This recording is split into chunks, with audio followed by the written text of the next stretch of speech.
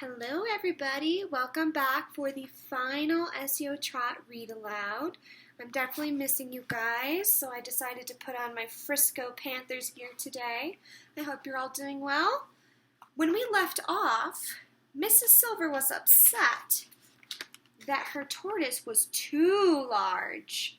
So Mr. Hoppy very quickly had to come up with another plan, and that was to say the opposite spell in order to shrink him back down to size to fit in his home.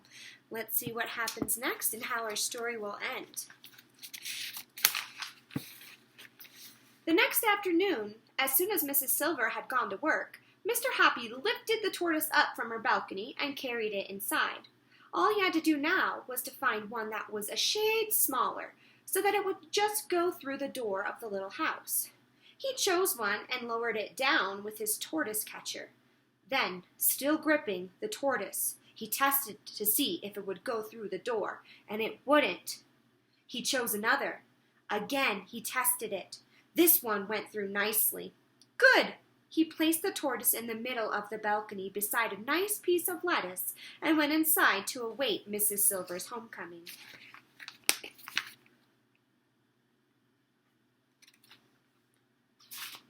That evening, Mr. Hoppy was watering his plants on the balcony when suddenly he heard Mrs. Silver's shouts from below, shrill with excitement.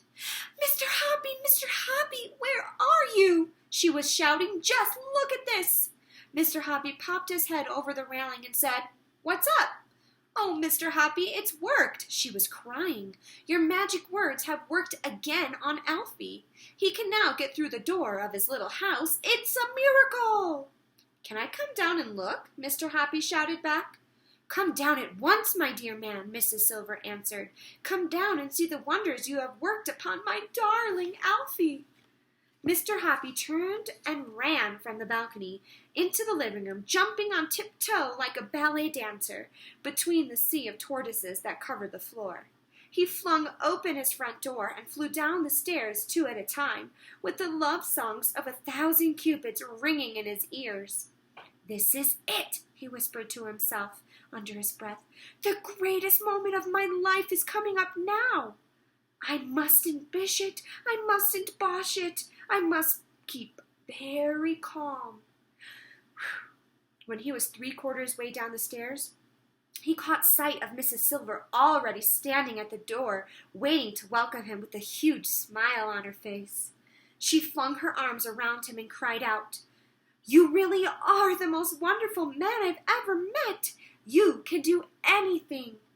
Come in at once. Let me make you a cup of tea. That's the very least you deserve." Seated in a comfortable armchair in Mrs. Silver's parlor, sipping his tea, Mr. Hoppy was all of a twitter. He looked at the lovely lady sitting opposite him, and he smiled at her. She smiled right back. That smile of hers, so warm and friendly, suddenly gave him the courage he needed, and he said, "Mrs. Silver, please will you marry me?" "Were you expecting that?" "Why, Mr. Hoppy," she cried, "I didn't think you'd ever get around to asking me. Of course I'll marry you." Mr. Hoppy got rid of his teacup, and the two of them stood up and embraced warmly in the middle of the room.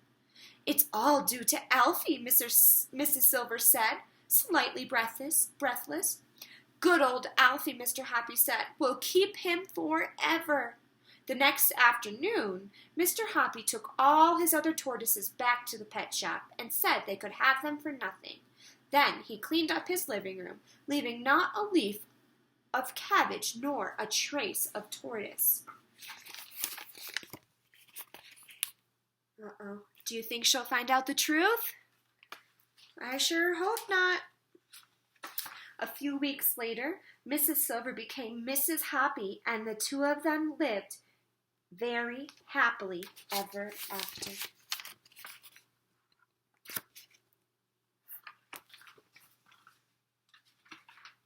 P.S. I expect you are wondering what happened to little Alfie, the first of them all.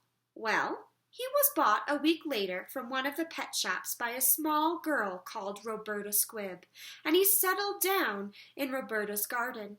Every day she fed him lettuce and tomato slices and crispy celery, and in the winters he hibernated in a box of dried leaves in the tool shed. That was a long time ago. Roberta has grown up and is now married and has 2 children of her own. She lives in another house, but Alfie is still with her, still the much-loved family pet, and Roberta reckons that by now he must be about 30 years old. It has taken him all that time to grow to twice the size he was when Mrs. Silver had him. But he made it in the end.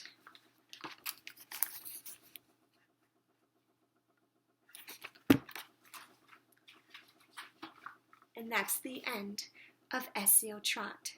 Was that the ending you were expecting? Not me. See you guys later.